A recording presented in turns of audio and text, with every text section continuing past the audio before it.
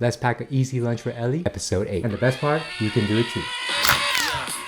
Now make a cut right down the middle. Now grab yourself any kind of cheese. I'm using string cheese because this is all we have in the house. Now grab yourself some Pillsbury crescent cup.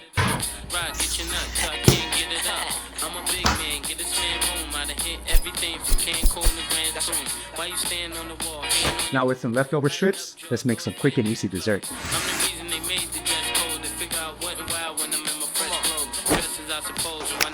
Now bake at 375 degrees until golden brown.